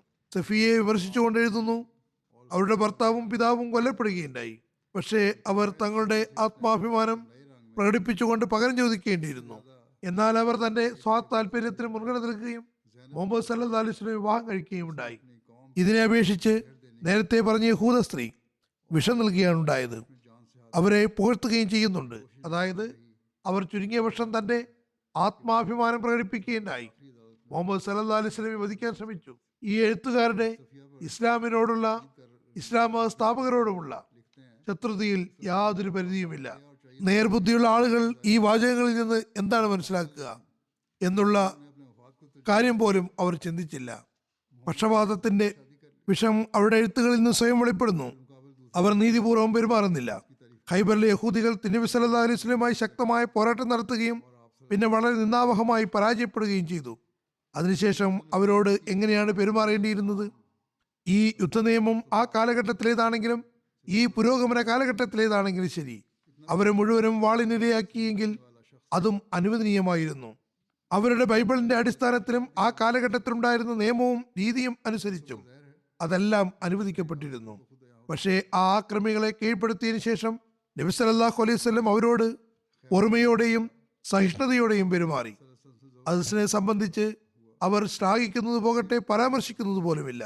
പിന്നെ അവരുടെ രഞ്ജിപ്പിനുള്ള അപേക്ഷയെ അംഗീകരിച്ചുകൊണ്ട് അവരെ മുഴുവനും നാടുകടത്താമെന്ന നിബന്ധനയിൽ നബി സല്ലല്ലാഹു അലൈഹി വസല്ലം അവർക്ക് മാപ്പ് കൊടുത്തു. അതിലുപരി അധികം യഹൂദികൾ അവിടെ തന്നെ താമസിക്കുന്നതിനും കൃഷിപ്പണി തുടരാനും അനുമതി നൽകണമെന്നും പകുതി വരുമാനം താങ്കൾക്ക് എടുക്കാമെന്നും പറയുകയുണ്ടായി. നബി സല്ലല്ലാഹു അലൈഹി വസല്ലം അവരുടെ ഈ അപേക്ഷയും സ്വീകരിച്ചു. രഞ്ജിപ്പിന്റെയും സമാധാനത്തിന്റെയും ഒരു ഉടമ്പടി തീരുമാനമായി. ഈ ഉടമ്പടി എഴുതിയ മഷി ഉണങ്ങുന്നതിന് മുമ്പേ തന്നെ അവർ മറ്റൊരു ഗൂഢപദ്ധതി ഉണ്ടാക്കുകയും ഒരു സ്ത്രീ മുഖേന തിരുനബി സല്ലല്ലാഹു അലൈഹി വസല്ലമയ്ക്ക് വിഷം കൊടുക്കാൻ ശ്രമിക്കുകയും ചെയ്തു. ആ സ്ത്രീ തന്റെ കുറ്റം സമ്മതിക്കുകയും ചെയ്യുകയുണ്ടായി. അതിനെക്കുറിച്ച് പറഞ്ഞു കഴിഞ്ഞതാണ്. ഈ വർത്തമാനകാലത്ത് സംസ്കാര സമ്പന്നമായ ലോകത്തുള്ള ആളുകൾ, അതായത് വിദ്യാഭ്യാസ സമ്പന്നർ എന്ന് പറയപ്പെടുന്നവർ, ഇത്തരം കരാർ ലംഘനം ചെയ്ത സ്ത്രീയെ ഒരു സാമൂഹിക ഹീറോ ആയി പ്രദർശിപ്പിക്കുന്നു. അതേസമയം സത്യവും യാഥാർത്ഥ്യവും തിരിച്ചറിഞ്ഞ് തിരുനബി സല്ലല്ലാഹു അലൈഹി വസല്ലമയുടെ ഉന്നതമായ ധാർമ്മിക സ്വഭാവത്തെ കണ്ടറിഞ്ഞ് സത്യം സ്വീകരിച്ച സ്ത്രീ സ്വതന്ത്രയാക്കപ്പെട്ടിട്ടും അത് അവഗണിക്കുകയാണുണ്ടായത്. നബി സല്ലല്ലാഹു അലൈഹി വസല്ലം പറഞ്ഞു, നിങ്ങൾക്ക് സ്വാതന്ത്ര്യം തന്നുകൊള്ളുന്നു. അപ്പോൾ അവർ നബി സല്ലല്ലാഹു അലൈഹി വസല്ലമയുടെ കൂടെ കഴിയാനാണ് താല്പര്യപ്പെട്ടത്. അവരെ ഇവർ വിമർശിക്കുകയും ചെയ്യുന്നു. ഇത്തരം സന്ദർഭത്തിൽ ഇവർ വ്യക്തി സ്വാതന്ത്ര്യത്തിന്റെയും നീതിബോധത്തിന്റെയും എല്ലാ നിയമങ്ങളെയും മറക്കുകയാണ് ചെയ്യുന്നത്. അതുപോലെ തന്നെ ചില ആക്ഷേപകർ വളരെ മോശമായ രീതിയിൽ ആക്ഷേപം ഉന്നയിച്ചുകൊണ്ട് നബി സല്ലല്ലാഹു അലൈഹി വസല്ലം സഫിയയുടെ സൗന്ദര്യത്തെക്കുറിച്ച് കേട്ടപ്പോൾ ദഹിയിൽ നിന്ന് അവരെ തിരിച്ചു വാങ്ങി സ്വയം അവരുമായി വിവാഹം നടത്തി എന്നും പറയുന്നു. യഥാർത്ഥത്തിൽ ഈ ആക്ഷേപവും അവരുടെ ബുദ്ധിശൂന്യത കാരണമാണ് ഉന്നയിക്കപ്പെടുന്നത്. നബി സല്ലല്ലാഹു അലൈഹി വസല്ലമിന്റെ യഥാർത്ഥ ജീവിതത്തെക്കുറിച്ച് മനസ്സിലാക്കാത്ത കാരണവും ഈ ആക്ഷേപങ്ങൾ ഉയരുന്നു. അവരുടെ ഹൃദയങ്ങൾ പക്ഷപാതം കൊണ്ട് നിറഞ്ഞിരിക്കുന്നു. ഇവർ നീതിബോധത്തോടെ നോക്കുകയാണെങ്കിൽ, ശുദ്ധ ഹൃദയത്തോടെ വീക്ഷിക്കുകയാണെങ്കിൽ ഇത്തരമൊരു ചിന്ത തന്നെ ഉടലെടുക്കുന്നതല്ല. നബി സല്ലല്ലാഹു അലൈഹി വസല്ലമയുടെ കഴിഞ്ഞകാല ജീവിതത്തെ സംബന്ധിച്ച് കണ്ണോടിക്കുകയാണെങ്കിൽ അതേക്കുറിച്ച് വിശുദ്ധ ഖുർആൻ വളരെ ഭംഗിയായി ശ്രദ്ധ ക്ഷണിക്കുന്നുണ്ട്. ഫഖദ് ലബിസ്തു ഫീകും ഉംറൻ മിൻ ഖബ്ലിഹി അഫലാ താഖിലൂൻ. അതായത്, ഞാൻ ഈ അവസ്ഥയ്ക്ക് മുമ്പും നിങ്ങൾക്കിടയിൽ ഒരു നീണ്ടകാലം കഴിച്ചു കൂട്ടിയിട്ടുണ്ടായിരുന്നു. നിങ്ങൾ എന്തുകൊണ്ട് ബുദ്ധി പ്രയോഗിക്കുന്നില്ല? തിരുനബി സല്ലല്ലാഹു അലൈഹി വസല്ലം തന്റെ നിറയൗവനം എങ്ങനെയാണ് ആ സമൂഹത്തിൽ കഴിച്ചു കൂട്ടിയത്? അവിടെ മദ്യത്തിന്റെയും മദിരാശിയുടെയും സദസ്സുകൾ സർവ്വസാധാരണമായിരുന്നു. മറിച്ച് അഭിമാനപൂർവ്വം അതേക്കുറിച്ച് ചർച്ച ചെയ്യപ്പെട്ടിരുന്നു. തിരുനബി സല്ലല്ലാഹു അലൈഹി വസല്ലം തന്റെ യുവത്വകാലം മുഴുവനും വിധവയും സംസ്കാര സമ്പന്നയുമായ ഒരു സ്ത്രീ വിവാഹം കഴിച്ചു കൂട്ടുകയാണ് ചെയ്തത്. ചുരുങ്ങിയത് 50 വയസ്സ് വരെയെങ്കിലും ഈ ഒരു വിധവയോടൊപ്പമാണ് ജീവിതം നയിച്ചത്. ചരിത്രത്തിൽ പറയപ്പെടുന്നത് പോലെ വളരെ ഭംഗിയുള്ള സ്ത്രീകളെ ഖുറൈശി മൂപ്പന്മാർ തിരുനബി സല്ലല്ലാഹു അലൈഹി വസല്ലം നൽകാമെന്ന് പറയുകയുണ്ടായി. പക്ഷേ നബി സല്ലല്ലാഹു അലൈഹി വസല്ലം അവരുടെ ഈ വാഗ്ദാനത്തെ നിരസിക്കുകയാണ് ഉണ്ടായത്. നബി സല്ലല്ലാഹു അലൈഹി വസല്ലമയുടെ യുവത്വവും കഴിഞ്ഞു കടന്ന ഈ മാസവും വർഷവും നബി സല്ലല്ലാഹു അലൈഹി വസല്ലമയ്ക്ക് വിവാഹങ്ങളുടെ ദൂരത്തിൽ വളരെ വിദൂരമായ ബന്ധം പോലും ഉണ്ടായിരുന്നില്ല എന്നതിന് വ്യക്തമായ തെളിവാണ്. പിന്നീട് നബി സല്ലല്ലാഹു അലൈഹി വസല്ലം വിവാഹങ്ങൾ ചെയ്യുകയുണ്ടായി. അതിന്റെ ഒരു യുക്തി സമൂഹങ്ങൾക്കും ഗോത്രങ്ങൾക്കും ഇടയിൽ രഞ്ജിപ്പും ധാരണയും സ്നേഹവും ബന്ധവും ഉണ്ടാക്കുന്നതിന് വേണ്ടിയും വിശ്വാസത്തിന്റെ അന്തരീക്ഷം സൃഷ്ടിക്കാൻ വേണ്ടിയുമായിരുന്നു. ഉദാഹരണമായി ബനു മുസ്തലിഖിന്റെ നേതാവായ ഹാരിസിന്റെ മകൾ ജുവേരിയെയും ഖുറൈശികളുടെ നേതാവായ അബൂ സുഫിയാനിലെ മകൾ ഉമ്മെ ഹബീബിയെയും വിവാഹം കഴിച്ചു. അതുപോലെ തന്നെ ഖൈബർ കീഴടക്കിയപ്പോൾ അവരുടെ ഗോത്ര നേതാവിന്റെ ഭാര്യയെയും മകളെയും ഒരു അടിമ സ്ത്രീ കണക്കാക്കി ഒരു സാധാരണ വ്യക്തി കൈമാറിയാൽ അത് അവരെ നിന്ദിക്കുകയും അവഹേളിക്കുകയും ചെയ്യുന്നത് പോലെയാണ് എന്ന് മനസ്സിലാക്കി. നബി സല്ലല്ലാഹു അലൈഹി വസല്ലം ആത്മീയ ലോകത്തിന്റെ രാജാവും അതോടൊപ്പം തന്നെ മദീനയുടെ ഭരണാധികാരിയുമായിരുന്നു. അതുകൊണ്ട് ഹദ്റത്ത് സഫിയയുടെ ആദ്യം സ്വതന്ത്രമാക്കി അവർക്ക് അന്തസ്സ് നൽകി. പിന്നെ അവർക്ക് സ്വന്തം വീട്ടുകാരോടൊപ്പം പോകുന്നതിനുള്ള സ്വാതന്ത്ര്യവും നൽകി. അവരുടെ സ്ഥാനങ്ങളും മഹിമയും വർദ്ധിപ്പിക്കുകയാണ് ചെയ്തത്. നിങ്ങൾക്ക് നിങ്ങളുടെ വീട്ടിലേക്ക് പോകാവുന്നതാണ് എന്ന് പറഞ്ഞു. പിന്നെ അവരുമായി വിവാഹം കഴിച്ചുകൊണ്ട് അവർക്ക് എല്ലാ വിശ്വാസികളുടെയും മാതാവ് എന്ന് പറയപ്പെടാനുള്ള അർഹത നൽകുകയും ചെയ്തു. മാത്രമല്ല അതോടൊപ്പം തന്നെ പ്രസ്തുത ഗോത്രങ്ങളുടെയും കുടുംബങ്ങളുടെയും അന്തസ്സും വർദ്ധിക്കുകയുണ്ടായി. സമൂഹത്തിൽ സമാധാനത്തിന്റെയും ശാന്തിയുടെയും അന്തരീക്ഷമുണ്ടായി. വില്യം മോണ്ടോഗോമരി വാട്ട്സ് ഒരു സ്കോട്ടിഷ് ഓറിയന്റിസ്റ്റ് ആണ്. അയാൾ ഇസ്ലാമിനെയും നബി സല്ലല്ലാഹു അലൈഹി വസല്ലമയെതിരിൽ ഒരുപാട് കഠിനമായ വിമർശനങ്ങൾ തന്റെ പുസ്തകത്തിൽ രേഖപ്പെടുത്തുന്നു. അയാളുടെ ഒരു പുസ്തകത്തിന്റെ പേര് മുഹമ്മദ് അറ്റ് മദീന എന്നാകുന്നു. ഇയാൾ നബി സല്ലല്ലാഹു അലൈഹി വസല്ലമിന്റെ വിമർശകൻ എന്നതിലുപരി നബി സല്ലല്ലാഹു അലൈഹി വസല്ലം വിവാഹങ്ങളെ സംബന്ധിച്ച് എഴുതുമ്പോൾ യഹൂദികളുടെ പെൺമക്കളായ സഫിയയും റഹാനിയുമായുള്ള ബന്ധം രാഷ്ട്രീയമായ നീക്കങ്ങൾക്ക് വേണ്ടി ആയിരിക്കാമെന്നും എഴുതാൻ നിർബന്ധിതനായി. അതല്ലാതെ മറ്റേതെങ്കിലും സൗന്ദര്യം കണ്ടുകൊണ്ടായിരുന്നില്ല വിവാഹം നടത്തിയത്. പറയുന്നു, വിവാഹ ബന്ധങ്ങളുടെ അടിസ്ഥാനപരമായ ലക്ഷ്യം ഒരുപക്ഷെ രാഷ്ട്രീയപരമായിരിക്കാം. അതായത് ചുരുങ്ങിയ പക്ഷം അത് ഒരു തെറ്റായ വീക്ഷണത്തിലല്ല എന്നെങ്കിലും അംഗീകരിക്കുന്നു. അതിൽ ഖലീഫത്തുൽ മസീഹ് അവ്വൽ ഒരു പ്രസിദ്ധ ഓറിയന്റലിസ്റ്റായ സർ വില്യം മുയർ സഫിയയുടെ വിവാഹത്തെ സംബന്ധിച്ച് ഉന്നയിച്ച ആരോപണത്തിന് മറുപടി എടുത്തുകൊണ്ട് പറയുന്നു, ഒരുപക്ഷെ അയാൾക്ക് അറബികളുടെ ചട്ടങ്ങളെ സംബന്ധിച്ച് അറിയില്ലായിരിക്കാം. ജയിച്ചടക്കുന്ന പ്രദേശത്തിന്റെ നേതാവിന്റെ മകളെ അല്ലെങ്കിൽ ഭാര്യയെ നാട്ടിൽ സമാധാനവും ശാന്തിക്ക് വേണ്ടിയും നാട്ടിലെ പ്രബലമായ ആളുകളുമായുള്ള ബന്ധം ഊട്ടിയുറപ്പിക്കുന്നതിനും വേണ്ടി വിവാഹം കഴിക്കാറുണ്ടായിരുന്നു. എല്ലാ പ്രജകളും അതുപോലെ രാജീയ കുടുംബാംഗങ്ങളും അതിൽ തൃപ്തരാകുമായിരുന്നു. ആർക്കും അത് അസ്വസ്ഥമായി തോന്നിയില്ല. അങ്ങനെ ഖൈബർ വിജയിച്ചടക്കിയതിനു ശേഷം എല്ലാ യഹൂദികളും അവിടെ തന്നെ താമസിക്കുന്നത് ഇഷ്ടപ്പെടുകയും ചെയ്തു. ഹദ്റത്ത് സഫിയയുടെ വിവാഹം സംബന്ധിച്ച് നമ്മുടെ നബി ചരിത്രകാരന്മാരും ഇതര ചരിത്രകാരന്മാരും യാതൊരു കരുതലുമില്ലാതെ അബദ്ധം ചെയ്യുകയും യാതൊരു തരത്തിലുള്ള സൂക്ഷ്മ പരിശോധനയുമില്ലാതെ നിവേദനങ്ങൾ എടുക്കുകയും ചെയ്തു. അതിന് യാതൊരു തലയും വാലും ഇല്ലായിരുന്നു. ഉദാഹരണമായി ഈ നിവേദനത്തിൽ ചുരുങ്ങിയ പക്ഷം എല്ലാ നബിചരിത്ര ഗ്രന്ഥങ്ങളും നബി സല്ലല്ലാഹു അലൈഹി വസല്ലം തിരുമേനി ഹദ്റത്ത് സഫിയെ ആദ്യം ഹദ്റത്ത് ദഹിയെ ഏൽപ്പിച്ചിരുന്നു എന്നും പിന്നെ അവരുടെ സൗന്ദര്യത്തെപ്പറ്റി കേട്ടപ്പോൾ ഹദ്റത്ത് സഫിയെ വിളിച്ചു വരുത്തി തനിക്ക് വേണ്ടി നിജപ്പെടുത്തിയെന്നും പറയുന്നു. ഇതേ പരാമർശമുള്ള ഒരു നിവേദനം ബുഖാരിയിലുമുണ്ട്. അതിലെ നിവേദനം ഇപ്രകാരമാണ്. ഹദ്റത്ത് അനസ് നിവേദനം ചെയ്യുന്നു, ഞങ്ങൾ ഖൈബറിലെത്തി. അള്ളാഹു വിജയം നൽകിയപ്പോൾ സഫിയ ബിൻത് ഹുയ് ബിൻ അഖ്തബിന്റെ സൗന്ദര്യത്തെക്കുറിച്ച് തിരുനബിയുടെ മുന്നിൽ വർണ്ണിക്കുകയുണ്ടായി. ആ സമയത്ത് അവർ പുതുമണവാട്ടി തന്നെയായിരുന്നു. അവരുടെ ഭർത്താവ് കൊല്ലപ്പെടുകയാണ് ഉണ്ടായത്. അതായത് വിവാഹത്തിന് ഏതാനും കുറഞ്ഞ കാലമേ ആയിട്ടുണ്ടായിരുന്നുള്ളൂ. അപ്പോൾ നബി സല്ലല്ലാഹു അലൈഹി വസല്ലം അവരെ തനിക്ക് വേണ്ടി തിരഞ്ഞെടുത്തു. ഈ നിവേദനം വെച്ചുകൊണ്ടാണ് ചില രോഗഗ്രസ്തരായ മസ്തിഷ്കമുള്ളവർ ആക്ഷേപങ്ങൾ ഉന്നയിക്കുന്നത്. സുപ്രസിദ്ധ നബി ചരിത്രകാരനായ അല്ലാമ ശിബലി നൗമാനി ഈ നിവേദനത്തെ പരാമർശിച്ചുകൊണ്ട് എഴുതുന്നു, ഹദ്റത്ത് സഫിയയെ സംബന്ധിച്ച് ചില ഹദീസ് ഗ്രന്ഥങ്ങളിലും ഈ സംഭവം വന്നിട്ടുണ്ട്. നബി സല്ലല്ലാഹു അലൈഹി വസല്ലം അവർ ആദ്യം ദഹിയ കൽബിക്ക് നൽകിയിരുന്നു. പിന്നെ ആരോ അവരുടെ സൗന്ദര്യത്തെക്കുറിച്ച് പരാമർശിച്ചപ്പോൾ അവരെ തിരിച്ചു വാങ്ങുകയുണ്ടായി. അതിനു പകരമായി ഇദ്ദേഹത്തിന് 7 അടിമ സ്ത്രീകളെയും നൽകി. എതിരാളികൾ ഈ നിവേദനത്തെ വളരെ മോശമായ രീതിയിലാണ് എടുത്തിട്ടുള്ളത്. യഥാർത്ഥ നിവേദനത്തിൽ ഈ പറഞ്ഞ കാര്യങ്ങൾ മാത്രമേ ഉള്ളൂ. പക്ഷേ എതിരാളികൾ അതിനെ പരമാവധി ദുരുപയോഗം ചെയ്യുന്നു. യഥാർത്ഥത്തിൽ ഹദ്റത്ത് സഫിയയെ സംബന്ധിച്ച സംഭവം ഹദ്റത്ത് അനസിൽ നിന്നാണ് നിവേദനം ചെയ്യപ്പെട്ടിട്ടുള്ളത്. ഹദ്റത്ത് അനസിന്റെ തന്നെ നിരവധി നിവേദനങ്ങൾ ഉണ്ട്. അതാകട്ടെ പരസ്പരം വ്യത്യസ്തവുമാണ്. ഹദ്റത്ത് അനസിൽ നിന്ന് തന്നെയുള്ള മറ്റൊരു നിവേദനവുമുണ്ട്. അതായത് ഹദ്റത്ത് സഫിയ ദഹിയയുടെ പങ്കിൽ വന്നപ്പോൾ ജനങ്ങൾ തിരുനബിയുടെ സവിധത്തിലെത്തി പറഞ്ഞു, അവർ ഖൈബറിലെ വളരെ ഉന്നത കുലസ്ഥയായ മഹിളയാകുന്നു. അങ്ങേക്കല്ലാതെ മറ്റാർക്കും അവർ ഉചിതമല്ല. ഇനി ബുഖാരിയിൽ വന്നിട്ടുള്ള ഈ നിവേദനം ശരിയാണെങ്കിൽ, അതായത് അവരുടെ സൗന്ദര്യത്തെക്കുറിച്ച് ശ്ലാഘിക്കുകയുണ്ടായി എന്ന് പറയുകയാണെങ്കിൽ, ഒരുപക്ഷെ സഹാബിക്ക് ശേഷമുള്ള നിവേദനത്തിലെ മറ്റാരെങ്കിലും തന്റെ ഭാഗത്ത് നിന്ന് അത് ചേർത്തതാണ്. കാരണം ഒരു സഹാബിയും നബി സല്ലല്ലാഹു അലൈഹി വസല്ലമയുടെ മഹത്വത്തെ സംബന്ധിച്ച് ഇത്തരത്തിലുള്ള ഒരു പരാമർശം നടത്താൻ സാധ്യമല്ല. ആദ്യത്തെ കാര്യം ഏതെങ്കിലും സഹാബി പറഞ്ഞതാണ്. പിന്നീട് അതിൽ അനുബന്ധമായി ചില ആളുകളുടെ നിവേദനങ്ങൾ ചേർത്തതാണ്. കാരണം ഒരു സഹാബിയും നബി സല്ലല്ലാഹു അലൈഹി വസല്ലമയുടെ മഹിതസ്ഥാനത്തിന് നിരക്കാത്ത ഒരു കാര്യവും പറയാൻ തരമില്ല. നബി സല്ലല്ലാഹു അലൈഹി വസല്ലമയുടെ അനുഗ്രഹീത പ്രതാപത്തിന് ഏതെങ്കിലും രീതിയിലുള്ള വിമർശനത്തിന് പോലും ഇടയാക്കുന്ന ഒന്നും തന്നെ അവർ പറയുന്നതല്ല. ജനങ്ങൾ സ്വന്തം നിലയ്ക്ക് ഹദ്രത്ത് സഫിയുടെ സൗന്ദര്യത്തോടൊപ്പം മറ്റ് സവിശേഷതകളും കുടുംബ മഹാത്മ്യവും പരാമർശിച്ചിട്ടുണ്ടാകും. നിവേദകൻ ചുരുങ്ങിയ വാക്കുകളിൽ അയാൾക്ക് ഓർമ്മയുള്ളത് വിവരിക്കുകയാണ് ചെയ്തത്. പക്ഷേ ഏറ്റവും പ്രധാനവും അടിസ്ഥാനപരവുമായ ഒരു കാര്യത്തിലേക്ക് നബി ചരിത്രകാരന്മാർ ശ്രദ്ധിച്ചില്ല. അതായത് നബി സല്ലല്ലാഹു അലൈഹി വസല്ലം വളരെ മഹിതസ്ഥാനത്ത് ഉപവിഷ്ടരാണ്. അതിനു മുന്നിൽ മറ്റ് ആരുടെയും ശ്രേഷ്ഠതയും സമ്പൂർണതയും ഒക്കെ വളരെ അനുബന്ധം എന്ന നിലയ്ക്ക് മാത്രമേ ഉള്ളൂ.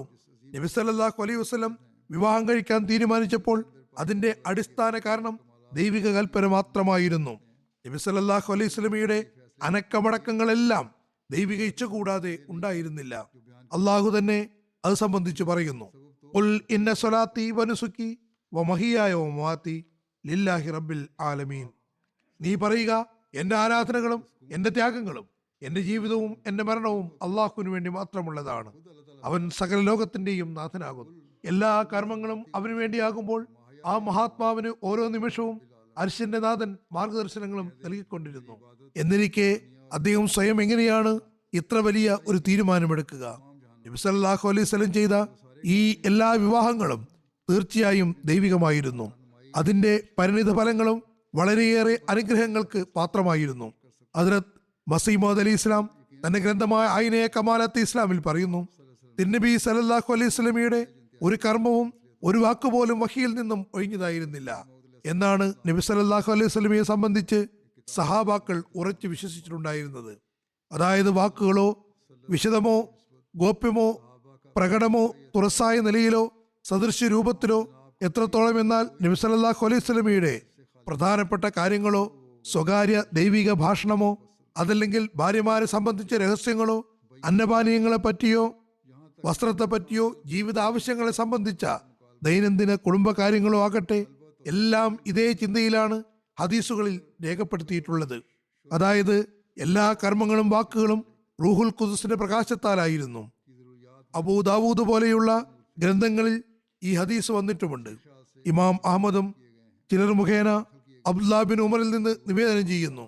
ഹദ്രത്ത് അബ്ദുല്ല പറയുന്നു, ഞാൻ പിന്നീട് മനഃപ്പാടമാക്കുന്നതിന് വേണ്ടി നബി സല്ലല്ലാഹു അലൈഹി വസല്ലം കേൾക്കുന്നതെല്ലാം എഴുതി വെക്കുമായിരുന്നു. പക്ഷേ പലരും എന്നെ അങ്ങനെ ചെയ്യുന്നതിൽ നിന്ന് വിലക്കുകയുണ്ടായി. കാരണം നബി സല്ലല്ലാഹു അലൈഹി വസല്ലമും ഒരു മനുഷ്യനാണ്. ചില സമയത്ത് ദേഷ്യത്തിലുള്ള സംസാരങ്ങൾ നടത്തുകയും ഞാനത് എഴുതി വെക്കുകയും ചെയ്യാൻ സാധ്യതയുണ്ട്. അത് കേട്ടപ്പോൾ ഞാൻ എഴുത്തു നിർത്തി. ഈ കാര്യം നബി സല്ലല്ലാഹു അലൈഹി വസല്ലമിൽ പരാമർശിക്കപ്പെട്ടു. ഹദ്രത്ത് മസീഹ് അലൈഹി സ്വലാം പറയുന്നു, അപ്പോൾ നബി സല്ലല്ലാഹു അലൈഹി വസല്ലം പറഞ്ഞു, ആരുടെ കയ്യിലാണോ എൻ്റെ ജീവനുള്ളത് അവനാണ് സത്യം. എന്നിൽ നിന്ന് വന്നു പോകുന്ന എല്ലാ വാക്കുകളും പ്രവൃത്തികളും അള്ളാഹുവിൽ നിന്നുള്ളതാകുന്നു. ഹദീസ് ഗ്രന്ഥങ്ങളിൽ ചില കാര്യങ്ങൾ നബി സല്ലല്ലാഹു അലൈഹി വസല്ലമയുടെ ഗവേഷണപരമായ തെറ്റുകളായി വിവക്ഷിക്കപ്പെടുന്നുണ്ട്. അതായത് എല്ലാ പ്രവൃത്തിയും കർമ്മങ്ങളും വഹിയുടെ അടിസ്ഥാനത്തിലാണെങ്കിൽ പിന്നെ ഈ അബദ്ധങ്ങൾ എങ്ങനെയാണ് ഉണ്ടായത്? അതായത് നബി സല്ലല്ലാഹു അലൈഹി വസല്ലം ഈ സ്ഥാനത്ത് നിന്നില്ല. ഹദ്രത്ത് മസ്ലാം പറയുന്നു, ഇതിനുള്ള മറുപടി പ്രകാരമാണ്, അബദ്ധധാരണകൾ വഹിയുടെ വെളിച്ചത്തിൽ നിന്ന് മുക്തമല്ല. നബി സല്ലല്ലാഹു അലൈഹി വസല്ലം അള്ളാഹുവിന്റെ നിയന്ത്രണത്തിൽ നിന്ന് ഒരു നിമിഷം പോലും വിട്ടു നിന്നിട്ടില്ല. ചുരുക്കത്തിൽ ഈ അബദ്ധധാരണയെ സംബന്ധിച്ച് ഉള്ള ഉദാഹരണം എന്തെന്നാൽ, നബി സല്ലല്ലാഹു അലൈഹി വസല്ലമയ്ക്ക് നമസ്കാരത്തിൽ ചില സമയത്ത് ഓർമ്മപ്പിശക് സംഭവിച്ചു. അത് മുഖേന ദീനിൽ പല വിഷയങ്ങളും ഉണ്ടായി. അങ്ങനെ ചില സമയത്ത് അബദ്ധധാരണകൾ മുഖേനയും ദീനിന്റെ സമ്പൂർത്തീകരണം നടക്കുന്നു. ചില സൂക്ഷ്മ വിഷയങ്ങൾ അത് മുഖേന ഉടലെടുക്കുന്നു. മനുഷ്യപരമായ ഓർമ്മ പിശക് മറ്റുള്ളവരെ പോലെ ഉള്ളതായിരുന്നില്ല, മറിച്ച് യഥാർത്ഥത്തിൽ വഹിയുമായി ചേർന്നതായിരുന്നു. കാരണം അള്ളാഹുവിൽ നിന്നുള്ള ഒരു പ്രത്യേകമായ നിയന്ത്രണം നബി സല്ലല്ലാഹു അലൈഹി വസല്ലമയുടെ അസ്തിത്വത്തെ വലയം ചെയ്തുകൊണ്ട് ചിലപ്പോൾ അള്ളാഹുവിന്റെ നിരവധി തത്വരഹസ്യങ്ങളിലേക്ക് തിരിക്കുന്നു. ആയതിനാൽ നമ്മൾ പ്രവാചകന്മാരുടെ ഗവേഷണപരമായ അബദ്ധത്തെയും വഹിയിൽ നിന്ന് ഒഴിഞ്ഞതായി മനസ്സിലാക്കുന്നില്ല. കാരണം അതൊരു നിസ്സാര കാര്യമല്ല, മറിച്ച് അള്ളാഹു ആ സമയത്ത് തന്റെ നബിയെ തന്റെ നിയന്ത്രണത്തിലാക്കിക്കൊണ്ട് പൊതുവിഷയങ്ങൾക്ക് വേണ്ടി ഒരു പ്രകാശത്തെ മറവി എന്ന രൂപത്തിൽ അതല്ലെങ്കിൽ തെറ്റായ ഗവേഷണത്തിന്റെ തലത്തിൽ വെളിപ്പെടുത്തുകയായിരുന്നു. പിന്നെ അതോടൊപ്പം തന്നെ അതായത് ഒരു ഒഴുകിക്കൊണ്ടിരിക്കുന്ന അരുവിയുടെ വെള്ളം അതിനെ എന്തെങ്കിലും കാരണവശാൽ തടയുകയാണെങ്കിൽ അത് പിന്നീട് അതിനെ വിടുമ്പോൾ ഉണ്ടാകുന്നത് പോലെ മാത്രമാണത്. ചുരുക്കത്തിൽ ഇവിടെ ബുദ്ധിമാനായ ഒരാൾക്കും അരുവിയിലെ വെള്ളം വറ്റിപ്പോയി എന്ന് പറയാൻ കഴിയില്ല. ഇതേ അവസ്ഥയാണ് പ്രവാചകന്മാരുടെ അബദ്ധധാരണകൾ കൊണ്ടുണ്ടാകുന്നത്. അതായത് റൂഹുൽ ഖുദ്സ് ഒരിക്കലും തന്നെ അവരിൽ നിന്ന് അകലുന്നില്ല. മറിച്ച് പലപ്പോഴും അള്ളാഹുവിന്റെ പ്രത്യേകമായ യുക്തികൾക്ക് വേണ്ടി പ്രവാചകന്മാരുടെ അറിവിനെയും ബോധ്യത്തെയും തന്റെ നിയന്ത്രണത്തിലാക്കുകയും അപ്പോൾ എന്തെങ്കിലും വാക്കുകളും പ്രവൃത്തികളും തെറ്റോ അബദ്ധമോ വെളിപ്പെട്ടു പോവുകയും ചെയ്തേക്കാം. അത് യുക്തിപൂർവവും ബോധപൂർവം ചെയ്യപ്പെട്ടതായിരുന്നു എന്ന് വെളിപ്പെടുകയും ചെയ്യും. അത് പിന്നീട് വഹിയുടെ നീർധാര ശക്തിയായി ഒഴുകുന്നത് പോലെയാകും. അതിന്റെ അബദ്ധത്തെ അതിനിടയിൽ നിന്ന് അത് ഒഴിവാക്കുകയും ചെയ്യും. അതായത് അങ്ങനെ ഒരു തെറ്റ് ഉണ്ടായിട്ടില്ല എന്നും തോന്നും വിധത്തിലായിരിക്കും. ഹദ്രത്ത് മസീഹ് അലി ഇസ്ലാം ഒരു അത്തിമരത്തെ ഉദാഹരണമായി പറയുന്നു. ഹദ്രത്ത് മസീഹ് അലി ഇസ്ലാം ഒരു അത്തിമരത്തിന്റെ അടുക്കലേക്ക് അതിലെ പഴം കഴിക്കാൻ ഓടിപ്പോയി. റൂഹുൽ ഖുദ്സ് കൂടെ തന്നെ ഉണ്ടായിരുന്നു. ആ സമയത്ത് അത്തിമരത്തിൽ ഫലങ്ങളില്ലെന്ന് റൂഹുൽ ഖുദ്സ് അറിയിപ്പ് കൊടുത്തില്ല. ദൗർലഭ്യം ഇല്ലാത്തതിന് തുല്യമാണെന്ന് എല്ലാവർക്കും അറിയാം. ചുരുക്കത്തിൽ ചില സമയത്ത് ഏതെങ്കിലും കാര്യങ്ങൾ ഉണ്ടാകുന്നുവെങ്കിൽ തന്നെയും അത് ഇല്ലാത്തതിന് തുല്യമായിരിക്കും. ചുരുക്കത്തിൽ നമ്മുടെ നേതാവും യജമാനരുമായ ഹദ്രത്ത് മുഹമ്മദ് മുസ്തഫ സല്ലല്ലാഹു അലൈഹി വസല്ലമിന്റെ 10 ലക്ഷത്തോളം വാക്കുകളും പ്രവൃത്തികളും പൂർണ്ണമായും അള്ളാഹുവിന്റെ വെളിപ്പെടലായിരുന്നു. നബി സല്ലല്ലാഹു അലൈഹി വസല്ലമയുടെ എല്ലാ കാര്യത്തിലും അനക്കമടക്കത്തിലും വാക്കുകളും പ്രവൃത്തികളിലും റൂഹുൽ ഖുദ്സിന്റെ പ്രകാശമാനമായ കിരണങ്ങൾ കാണപ്പെടുന്നുണ്ടായിരുന്നു. എന്നിരിക്കെ ഏതാനും കാര്യങ്ങളിൽ മാനുഷികമായ മണം വരുന്നുവെങ്കിൽ അതുകൊണ്ട് എന്ത് കോട്ടം തട്ടാനാണ്? മാത്രമല്ല മാനുഷികമായ അന്വേഷണത്തിന് വേണ്ടി ചിലപ്പോൾ അങ്ങനെ സംഭവിക്കുകയും ചെയ്യും. അത് ജനങ്ങൾ ശിർക്കിന്റെ നാശത്തിൽ നിന്ന് അകപ്പെടാതിരിക്കുന്നതിന് വേണ്ടിയാണ് ഉണ്ടാകുന്നത്. ഏതെങ്കിലും ഹദീസിലോ ചരിത്രത്തിലോ തിരുനബി ചരിത്ര ഗ്രന്ഥങ്ങളിലോ നബി സല്ലല്ലാഹു അലൈഹി വസല്ലമയുടെ ചരിത്രം സംബന്ധിച്ച് എന്തെങ്കിലും നിവേദനം രേഖപ്പെടുത്തിയിട്ടുണ്ടെങ്കിൽ അത് മേൽ വിശുദ്ധ ഖുർആന്റെ ആയത്തിൽ, അതായത് ഞാൻ ഓതിയ ആയത്തിൽ പറഞ്ഞതുപോലെ അള്ളാഹുവിന് വേണ്ടി മാത്രമായിരിക്കുന്നതാണ്. അതിന്റെ വെളിച്ചത്തിലും ഹദ്രത്ത് മസീഹ് മൗഊദ് അലൈഹി സ്വലാത്തു വസ്സലാമിന്റെ ലിഖിതങ്ങളുടെ അടിസ്ഥാനത്തിലും ഈ കാര്യങ്ങൾ നോക്കുകയും അതിനെ താരതമ്യം ചെയ്യേണ്ടതുമാണ്. അതല്ലാതെ ആക്ഷേപം ഉന്നയിക്കുകയും എല്ലാ ഓറിയന്റലിസ്റ്റുകളുടെയും കാര്യങ്ങളെ അംഗീകരിക്കുകയും നമ്മുടെ പക്കൽ മറുപടിയില്ല എന്ന് കരുതുകയുമല്ല വേണ്ടത്. ഇതാണ് തിരുനബിയുടെ പരിശുദ്ധി നിലനിർത്തുന്നതിനുള്ള യഥാർത്ഥ കർമ്മം. അതല്ലാതെ വെറും മുദ്രാവാക്യം വിളിക്കുകയല്ല വേണ്ടത്. 2 ദിവസം കഴിഞ്ഞാൽ ഇൻഷാ അല്ലാഹ് റമദാൻ ആരംഭിക്കുകയാണ്. അള്ളാഹു അതിൽ നിന്ന് പൂർണ്ണമായും പ്രയോജനമെടുക്കാനും സ്വീകൃത യോഗ്യമായ നോമ്പുകൾക്കും ദുആകൾക്കും എല്ലാവർക്കും തൗഫീഖ് നൽകുകയും ചെയ്യുമാറാകട്ടെ. അതിനുവേണ്ടി ദുആ ചെയ്യുകയും പരിശ്രമിക്കുകയും ചെയ്യുക. ഒരു ജനാസ ഗായിബും ഞാൻ നമസ്കരിക്കുന്നതാണ്. റബുവിലെ ചൗധരി മുഹമ്മദ് അൻവർ റിയാസ് സാഹിബിൻ്റെതാണത്. ഇദ്ദേഹം മുഹമ്മദ് അസ്ലാം സാഹിബിന്റെ മകനായിരുന്നു. കഴിഞ്ഞ ദിവസം വഫാത്തായി. ഇന്നാ ലില്ലാഹി വ ഇന്നാ ഇലൈഹി റാജിഊൻ. അദ്ദേഹത്തിന്റെ മകൻ നാസിർ മഹമ്മൂദ് താഹിർ കെനിയിൽ ഇൻചാർജ് മിഷണറിയാണ്. രാജ്യത്തിന് പുറത്തായതുകൊണ്ട് അദ്ദേഹത്തിന്റെ പിതാവിന്റെ ജനാസയിൽ പങ്കെടുക്കാൻ കഴിഞ്ഞിട്ടില്ല. മറ്റ് മക്കളും ഏതെങ്കിലും വിധത്തിൽ ജമാഅത്തി സേവനത്തിൽ വ്യാപൃതരാണ്. നാസിർ മഹമ്മൂദ് സാഹിബ് എഴുതുന്നു, അദ്ദേഹത്തിന്റെ കുടുംബത്തിൽ അദ്ദേഹത്തിന്റെ പിതാമഹൻ ഹദ്രത്ത് ചൗധരി മുഹമ്മദ് ജഡ് സാഹിബ് റളിയല്ലാഹു അൻഹു മുഖേനയാണ് അഹമ്മദിയത്തെത്തിയത്. അദ്ദേഹം ഖാദിയാനിൽ പോയി ഹദ്രത്ത് മസീഹ് മൗഊദ് അലി ഇസ്ലാമിന്റെ കയ്യിൽ ബൈഅത്ത് ചെയ്തു. അദ്ദേഹം തന്നെ ഗ്രാമത്തിൽ നിന്നുള്ള ആദ്യകാല അഹമ്മദികളിൽ ഉൾപ്പെടുന്നു. 1996 അദ്ദേഹത്തിന്റെ പിതാവിന് ഒരു കേസിൽ ഏകദേശം 1 മാസം കൽത്തുറുങ്കിൽ കിടക്കേണ്ട സൗഭാഗ്യവും ലഭിച്ചിട്ടുണ്ട്. ഈ സമയത്ത് പോലീസുകാർ അദ്ദേഹത്തോട് വളരെ മോശമായ നിലയിലാണ് പെരുമാറിയത്. പക്ഷെ അദ്ദേഹം അള്ളാഹുവിന്റെ തൃപ്തിയിലാക്കി എല്ലാം സഹിച്ചുകൊണ്ടിരുന്നു. വളരെ ഉയർന്ന ആത്മവിശ്വാസത്തോടുകൂടി ഈ ശിക്ഷ അദ്ദേഹം സ്വീകരിച്ചു. ജമാഅത്ത് സംവിധാനത്തെയും ഖിലാഫത്തിനെയും വളരെയേറെ ആദരിക്കുന്ന ആളായിരുന്നു. നമസ്കാരത്തിലും ചന്തകളിലും കൃത്യനിഷ്ഠ പുലർത്തിയിരുന്നു. ജീവിതകാലത്ത് തന്നെ പൂർണ്ണമായും ഹിസ്സ ജായിദാദ് അടച്ചു തീർത്തിരുന്നു. എന്തെങ്കിലും വരുമാനം ഉണ്ടാവുകയാണെങ്കിൽ ആദ്യം ചന്ത കൊടുത്തിരുന്നു. അള്ളാഹു അദ്ദേഹത്തോട് പൊറുമയോടെയും കരുണയോടെയും വർത്തിക്കുമാറാകട്ടെ.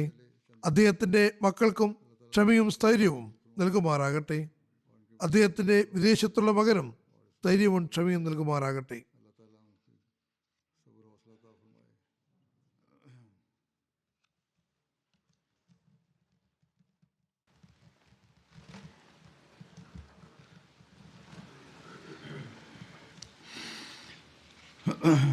Alhamdulillah nahmaduhu wa nasta'inuhu wa nastaghfiruhu wa nu'minu bihi wa natawakkalu alayhi wa na'udhu billahi min shururi anfusina ومن سيئات أعمالنا من يهده الله فلا مضل له ومن يضلل فلا هادي له ونشهد أن لا إله إلا الله ونشهد أن محمدا عبده ورسوله عباد الله رحمكم الله إن الله يأمر بالعدل والإحسان وإيتاء ذي القربى وينهى عن الفحشاء والمنكر والبغي يعظكم لعلكم تذكرون اذكروا الله يذكركم وادعوه يستجب لكم ولذكر الله أكبر